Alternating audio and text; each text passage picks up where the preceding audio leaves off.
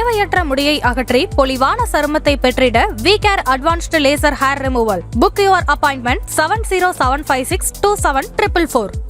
உங்கள் தங்க நகையை அதிக விலைக்கு விற்கவும் மற்றும் அடகில் இருக்கும் தங்க நகையை மீட்டெடுத்து அதிக விலைக்கு விற்கவும் உடனே அணுகவும் பிரைம் கோல்டு ஹப் 9840551787.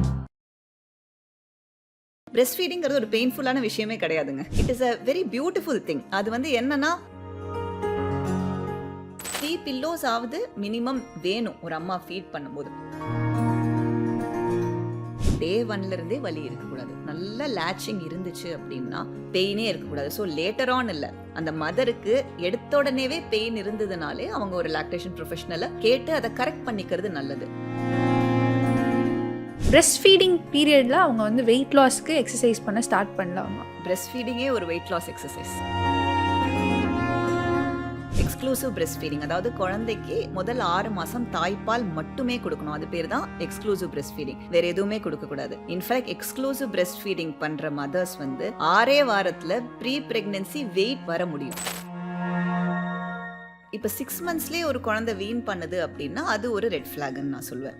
அந்த மாதிரி நேரத்தில் இப்போ ஒரு நிறைய பேர் என்கிட்ட வருவாங்க. ஃபர்ஸ்ட் 2-3 மாசம் நல்லா போயிட்டு இருக்கும். ஃபார் சம் ரீசன் இந்த 4th மந்த் 5th மந்த்ல டிஸ்ட்ராக்ஷன்ஸ் ஜாஸ்தியாக இருக்கும். நிறைய மதர்ஸ் வந்து குழந்தைய கீழே படுக்க வச்சு அவங்க சைட் டேர்ன் பண்ணி வந்து ஃபீட் பண்ணுறாங்க. So is this ideal position? First few days இதை கேட்டிங்கன்னா ஜென்ரலி பீடியாட்ரிஷியன்ஸ் கூட இதை ரெக்கமெண்ட் பண்ண மாட்டாங்க. படுத்துட்டு கொடுக்காதீங்க அப்படின்னு. சைட் லைனில் 2 விஷயம் வந்து கொஞ்சம் கேர்ஃபுல்லாக பார்க்கணும். அது ஒரு ஒன் ஆஃப் த பொசிஷன்ஸ் தான். ஆனால் 2 விஷயம் ரொம்ப கேர்ஃபுல்லாக பார்க்கணும். ஒன்று வந்து நெக்ஸ்ட் இந்த ஃபிசிக்கல் பெயின் பற்றி எனக்கு சில கொஷின்ஸ் இருக்கு மேம். டியூரிங் லாக்டேஷன் பீரியட் நிறைய மதர்ஸ் ஃபேஸ் பண்ணக்கூடிய காமனான ப்ராப்ளம் என்னென்னா இந்த shoulder and back pain. So why is really common and இது வந்து அவங்க தப்பான பொசிஷனில் இருக்கிறதுனால கூட இந்த பெயின் இன்டியூஸ் ஆகுமா? அதுதான் மெயின் ரீசன். ஓகே, ஏன் அது காமன் அப்படின்னா நான் ஒரு சிம்பிளாக ஒன்று சொல்கிறேன். இப்போ நான் வந்து கண்ணால் பார்த்த விஷயம்.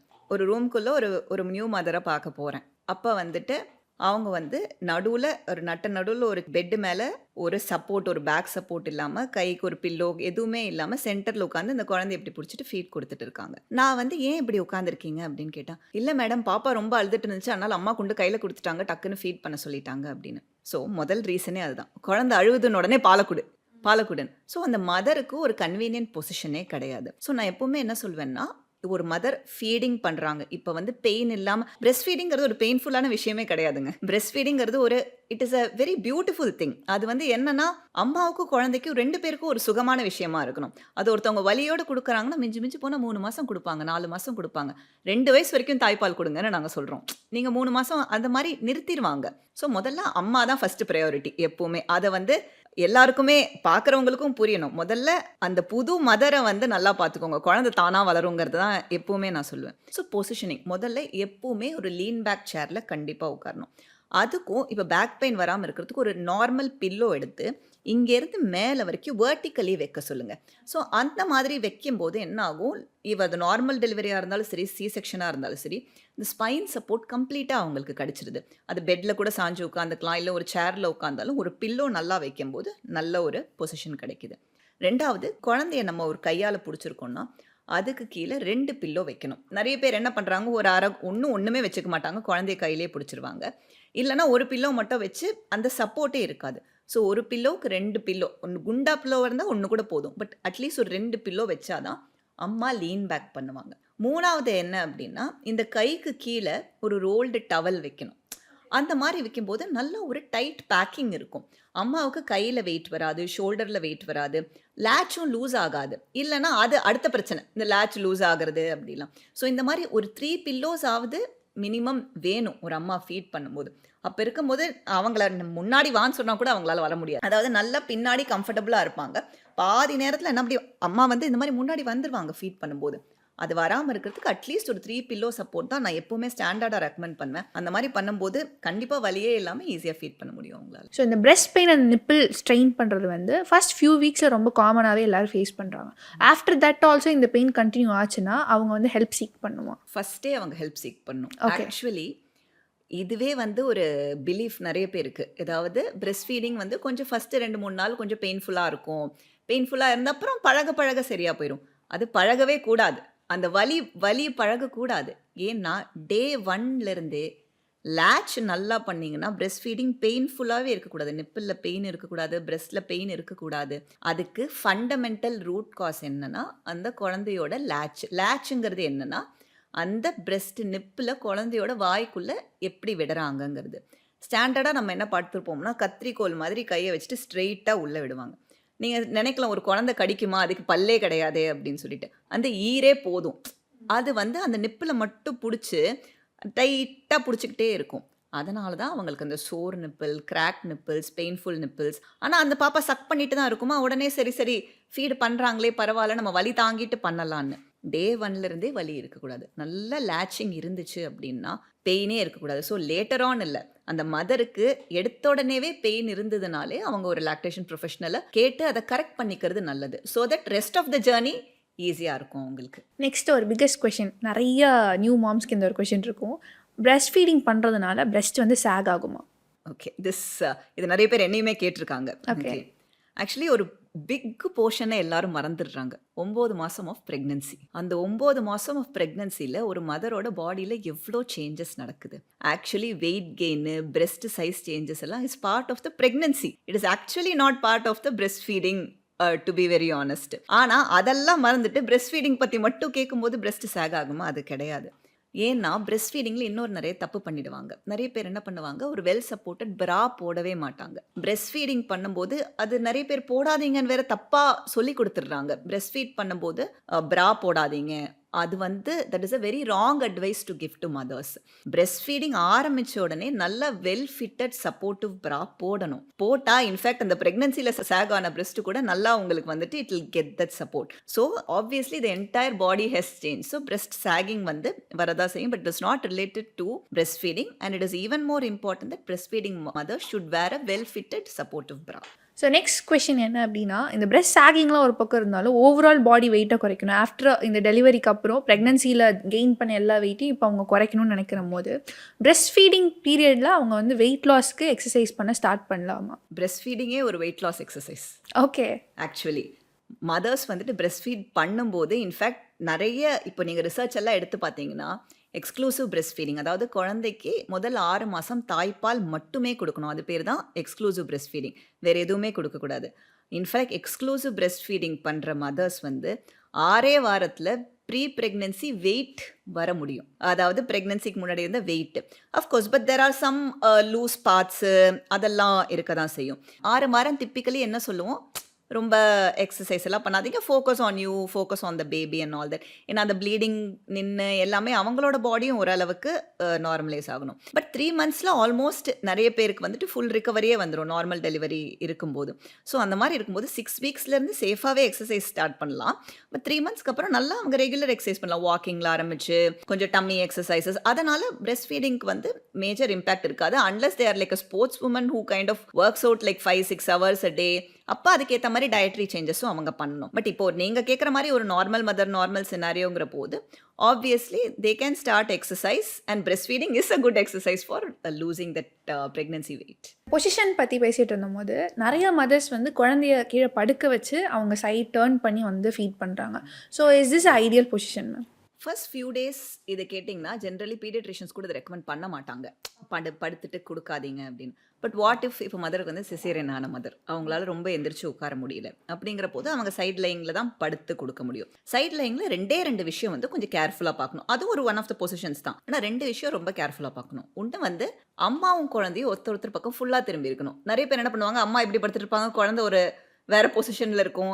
எப்போவுமே அம்மாவும் குழந்தையும் ஃபேஸிங், அது வந்து ரொம்ப இம்பார்ட்டன்ட். ஸோ ஃபேஸ் பண்ணிக்கிட்டு இருக்கணும். 2வது விஷயம் என்னென்னா, அந்த லேச்சிங் பண்ணும்போது அந்த குழந்தையோட தலைக்கு ஒரு சப்போர்ட் கண்டிப்பாக கொடுக்கணும். ஏன்னா சைட் லைனில் சில பேர் என்ன பண்ணுவாங்க, ரொம்ப படுக்க வச்சிருவாங்க, குழந்தையோட காது வந்து ரொம்ப அமுங்கிரும், சக்கிங் ப்ராப்பராக அந்த ஜா மூமெண்ட்டே இருக்காது. அதனால ஹெட்டுக்கு கொஞ்சம் சப்போர்ட் கொடுத்து கொஞ்சம் எலிவேட் பண்ணி வச்சுக்கணும். அடுத்தது என்னன்னா, யாராவது ஒருத்தர் வாட்ச் பண்ணிக்கணும். ஏன்னா நிறைய கேஸில் என்ன ஆயிடுதுன்னா, எஸ்பெஷலி ஃபர்ஸ்ட் ஃபியூ டேஸில் அந்த ஃபீடிங் பண்ணும்போது ரொம்ப டயர்டாகி சில மதர்ஸ் வந்து கொஞ்சம் விட்டுறலாம் பிடிக்காம அந்த மாதிரி இருக்கும்போது யாராவது ஒருத்தவங்களுக்கு சப்போர்ட் பக்கத்தில் இருந்தாங்க அண்ட் அவங்களால உட்காந்துட்டு பண்ண முடியல அப்படின்னு சொன்னா அவங்க சைட் லைனில் பண்ணலாம். பட் இந்த ப்ரிகாஷன்ஸ் எல்லாம் எடுத்துக்கணும் சைட் லைன் பண்ணும்போது. ஸோ நீங்கள் சொல்லிட்டு இருந்தீங்க ரெஸ்ட் அப்படின்றது வந்து it's very important after delivery. So when it comes to rest, இந்த ஒரு காமன் ஸ்டேட்மெண்ட் சொல்லுவாங்க, குழந்தை தூங்கும் போது நீயும் தூங்கு, குழந்தை முழிச்சிருக்கும் போது நீயும் முழிச்சிரு. So is it a proper practice? அது நம்மளால் வந்து அச்சீவ் பண்ண முடியுமா? அது கண்டிப்பாக முடியாது. ஒரு குழந்தை தூங்கும்போது தூங்குங்கிறது அந்த பொண்ணுக்கு எப்படி தூக்கம் வரும் அவங்களுக்கு. பட் ஒரு இந்தியன் சொசைட்டியில் ஒரு அட்வான்டேஜ் அண்ட் டிஸ்அட்வான்டேஜ் ஒன்று இருக்குது. அட்வான்டேஜ் என்ன அப்படின்னா ஹெல்ப் கொஞ்சம் ஜென்ரலி அவைலபிளாக இருக்குது. அட்லீஸ்ட் வீட்டில் பெரியவங்க இருப்பாங்க, யாராவது இருப்பாங்க. அதுவும் அன்ஃபார்ச்சுனேட்லி சில பேருக்கு இருக்கிறது இல்லை. பட் ஒரு மெஜாரிட்டியில் யாராவது ஒரு டிஸ்அட்வான்டேஜ்னா அதே அட்வைஸும் நிறைய இருக்கும். பட் அந்த அட்வான்டேஜை நம்ம யூஸ் பண்ணிக்கணும். அப்போ எப்படின்னா அந்த சமயத்தில் அம்மா ரெஸ்ட் எடுக்கலாம். Rest actually benefits of just lying down and closing eyes அதுவே ரொம்ப பெருசு. நம்மளுக்கு தூங்க முடியுதோ தூங்க முடியலையோ அந்த படுத்துட்டு கண்ணை மூடிட்டு பண்ணுறதே வந்துட்டு ஒரு பெரிய ரெஸ்ட் தான். ஸோ முடியிற அளவுக்கு ஏன்னா குழந்தையோட சைக்கிளே கம்ப்ளீட்லி டிஃப்ரெண்ட்டாக இருக்கும். அவங்களோட சிர்கேடியன் ரிதமே கம்ப்ளீட்லி டிஃப்ரெண்ட். அதனால் படுக்கலாம். பட் தூங்கணும் அப்படின்னா அவங்களோட ஸ்லீப்ஸ் வந்து ஷார்ட்டர் சைக்கிள்ஸ். நம்ம அடல்ட்ஸ் மாதிரி கிடையாது. 2 hours தூங்குவாங்க, எந்திரிப்பாங்க, அப்புறம் 3 hours தூங்குவாங்க. அடல்ட்ஸால் அப்படி தூங்க முடியாது. பட் அட்லீஸ்ட் ரெஸ்ட் எடுக்கலாம். படுத்துட்டு close your eyes and try taking some rest. இவ்வளோதான் நம்ம ப்ராக்டிக்கல் அட்வைஸ் கொடுக்க முடியும். அவ்வளோதான். இந்த டாபிக் ரிலேட்டடாக நான் வந்து நிறைய பேர்கிட்ட கொஷின்ஸ் கேட்டேன். லைக் பிரஸ்ட் ஃபீடிங் பண்ணிட்டு இருக்க மதர்ஸ், பண்ண மதர்ஸ், இவங்க கிட்டலாம் நான் போய் கேட்கும் போது they had different stories to tell. அவங்க என்ன மாதிரியான ஸ்ட்ரகிள்ஸ் ஃபேஸ் பண்ணாங்க. அதில் எனக்கு 3 stories வந்து உங்ககிட்ட கேட்டு அதுக்கான ஆன்சர்ஸ் தெரிஞ்சுக்கணும்னு ஆசைப்பட்றேன். ஸோ இதில் ஃபர்ஸ்ட் ஒன் என்ன அப்படின்னா, என்னோட முதல் குழந்தை வந்து கிட்டத்தட்ட 1.5 years 2 years வரைக்கும் ஃபீட் பண்ணா. பட் என்னோட 2வது பேபி வந்துட்டு ஜஸ்ட் 6 monthsலேயே வந்துட்டு பிரஸ்ட் ஃபீடிங் விட்டுட்டாங்க. ஸோ நான் ப்ராப்பராக இந்த இடத்துல பிரஸ்ட் ஃபீட் பண்ணலையா, ஆர் நான் இந்த இடத்துல நான் என்ன மிஸ்டேக் பண்ணேன் அப்படின்ற ஒரு கொஷின் இருந்துச்சு. இதுக்கு என்ன மேம் ஆன்சராக இருக்கும்? ஆக்சுவலி நிறைய பேர் ஏர்லி டேஸில் பிரஸ்ட் ஃபீடிங் ப்ராப்ளம்ஸை ரிசால்வ் பண்ணிக்கிறாங்க.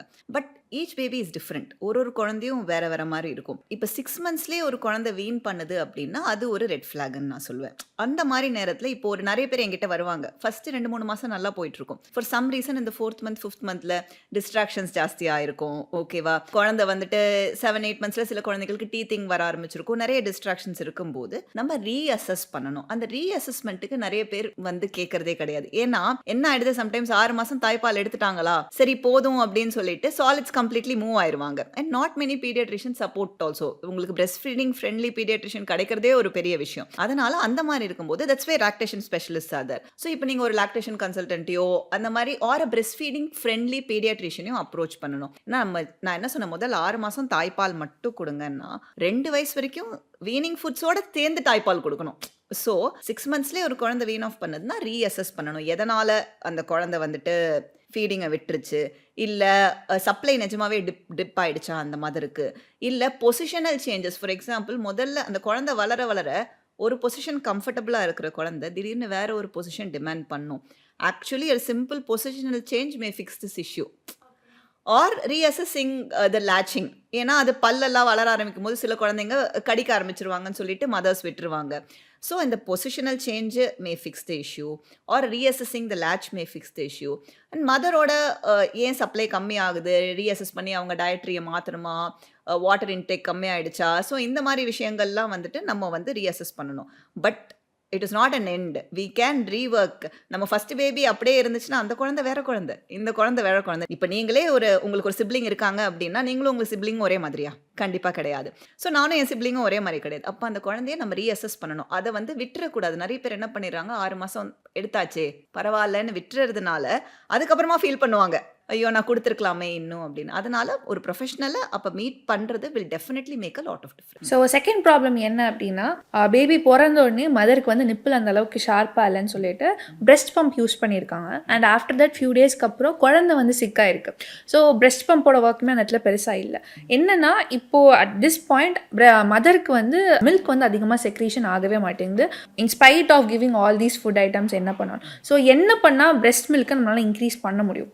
நீங்கள் வந்து கேட்டிங்களே இந்த ஃபுட்டு கொடுத்தும் இன்க்ரீஸ் ஆகலைன்னு. ஆக்சுவலி உண்மைதான். Because demand and supply. இப்போ ஒரு ஃப்ளாட் நிப்பிள், இப்போ நீங்கள் ஷார்ப்பாக இல்லைனா டிப்பிக்கலி நானே நிறைய கேசஸ் பார்த்துருக்கேன். மதரோட நிப்பிள்ஸ் வந்து ஃப்ளாட்டாக இருக்கும், இல்லை இன்வெர்ட்டடாக இருக்கும். இந்த மாதிரி இருக்கும்போது அந்த லேச்சிங்கிறது ரொம்ப கஷ்டம். குழந்தையால் அதை வச்சு சக்கே பண்ண முடியாது.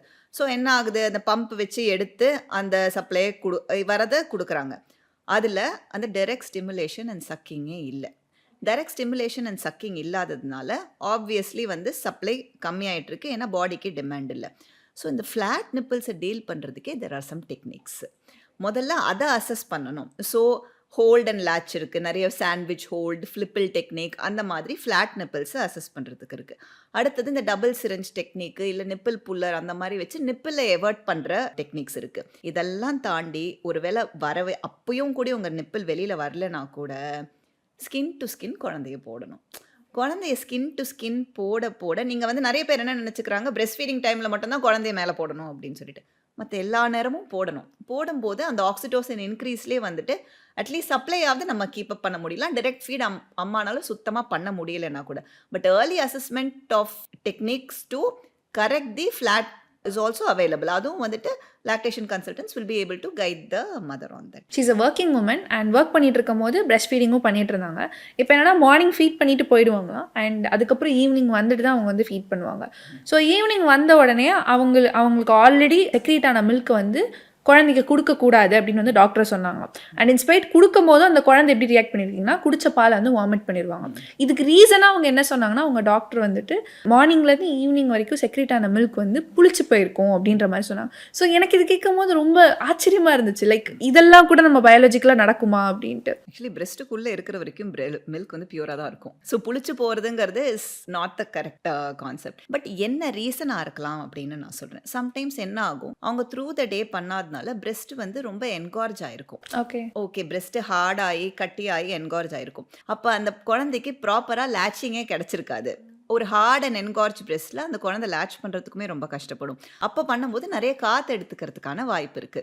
ஸோ அந்த காற்று எடுக்கும் போதே அந்த காத்து வந்து ஸ்பிட் அப் மாதிரி நிறைய குழந்தைங்களுக்கு வரும். அது வந்து பால் புளிச்சு போயிடுச்சு அப்படிங்கிற மாதிரி பண்ணுவாங்க. பட் ஆக்சுவலி நீங்க இந்த ஒர்க்கிங் விமன்ஸ், நான் இப்போ என் கூட ஒர்க் பண்ற ஒரு நர்ஸே இருக்காங்க. 3 மாசத்துல அவங்களுக்கு வேலைக்கு திரும்பி வர வேண்டிய ஒரு சிச்சுவேஷன் வந்து வந்துச்சு. ஆனா 6 மாசம் அவங்க எக்ஸ்க்ளூசிவ் பிரெஸ்ட் ஃபீடிங் தான் கொடுத்தாங்க. அதாவது குழந்தைக்கு தாய்ப்பால் மட்டும். அது எப்படி பண்ண முடிஞ்சிச்சு அப்படின்னா, இப்போ எல்லா ஆர்கனைசேஷன்ஸ்லயும் பை லா ஒரு பிரெஸ்ட் ஃபீடிங் மதருக்கு ஒரு ஏரியாவை கொடுக்கணும். அதாவது டியூரிங் த டே வந்து அவங்க ஒரு பம்ப் பண்றதுக்கோ எக்ஸ்பிரஸ் பண்ணி வைக்கிறதுக்கோ அவங்களுக்கு ஒரு பிரைவசி. அது ஒரு சின்ன ஒரு கான்ஃபரன்ஸ் ரூமா இருக்கலாம், ஒரு மீட்டிங் ரூமா இருக்கலாம், ஒரு பிளக் பாயிண்டோட ஒரு ஃபேனோட ஒன்று கொடுக்கணும். அது வந்து அவங்க அந்த கலெக்ஷனுக்கான டைம் கொடுக்கணும். ஸோ ஆக்சுவலி நாங்கள் நிறைய என்ன என்கரேஜ் பண்ணுறோம்னா, டியூரிங் த டே ஒரு கப்பல் ஆஃப் டைம்ஸ் நீங்கள் பம்ப் பண்ணி ஸ்டோர் பண்ணி வச்சுக்கோங்க. இப்போ அந்த பம்ப் பண்ணதை ஒரு ப்ராப்பராக ஸ்டோரேஜ் பண்ணணும். ஒரு ஃப்ரிட்ஜுக்குள்ளேயோ அந்த மாதிரி ஒரு ஸ்டோர் பண்ணி வச்சுக்கோங்க. அதை வந்து இப்போ நீங்கள் அடுத்த நாள் வேலைக்கு வரும்போது வீட்டில் உங்கள் பாப்பாவை யார் பார்த்துக்கிறாங்களோ அவங்க அந்த குழந்தைய டியூரிங், ஸோ என்ன ஆகும், உங்களுக்கு அந்த டிமாண்டும் இருந்துக்கிட்டே இருக்கும், அந்த சப்ளையும் இருந்துக்கிட்டே இருக்கும். ஏன்னா நீங்கள் ஃபீடிங்க்கு நடுவில் 2 வாட்டி பம்பும் பண்ணுறீங்க. ஸோ சப்ளையும் there is also a demand. So supply keep up ஆகிட்டே இருக்கும். ஈவினிங் வீட்டுக்கு போனோடனே ஒரு ஃபீட் கொடுத்தீங்க அப்படின்னா பிரெஸ்ட்டும் அவ்வளோ என்கார்ஜ்டாக இருக்காது உங்களுக்கு. ஸோ அந்த டைம் லைனும் உங்களுக்கு கரெக்டாக வந்துடும். Mother can continue giving exclusive breast feeding in that case also.